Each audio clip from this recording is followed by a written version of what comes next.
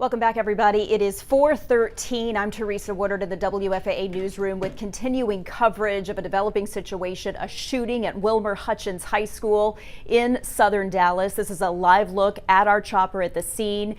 Good news, you can tell that a lot of the emergency crews that were there with their lights and sirens on, they have dispersed. We're not seeing any more ambulances or fire engines, but we are still awaiting news from police on exactly how this happened. You're also looking at a picture of the stadium there. That is where students are awaiting to reunify with their parents. These are students who fled the scene from the high school when this shooting happened. Again, to bring you up to speed, it was around 1 o'clock this afternoon when at least 3 to 6 gunshots were heard inside Wilmer-Hutchins High School.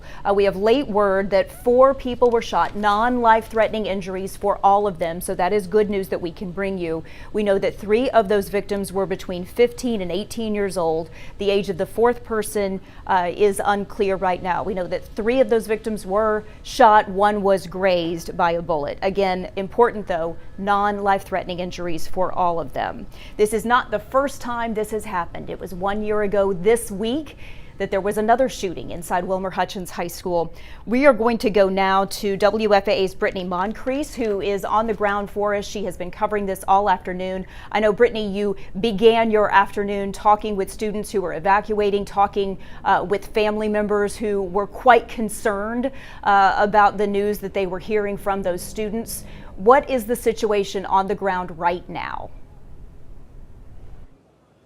Well, yes, Teresa, we're here over at the elementary school. And actually, you know, you talked about just a year ago this week, we were here for a separate shooting that happened last year. And this is the same spot where we were last year. And here you'll see parents coming over trying to pick up their students from the elementary school. Now, there's also some high school students that made their way here, too. We spoke with a few of them earlier, but they tell me that when they were near the B hall where the cafeteria is, they said they heard about 5 shots go off. And then that's when a group of high school students took off running from the high school, and they actually ran here to the elementary school. One of those students that we spoke with is a senior, and he said that as he was running, he noticed that one of his friends was lagging behind, and when he looked back, he saw that his friend had been hit in the leg. Now, we're not sure if his friend was one of the people who were hit by the gunshot or it was grazed, but we do know that one of his friends was hit. And so again, we're here over at the elementary school. Parents are able to pick up their students, and it's starting to clear out a little bit here on this side of the school. Teresa?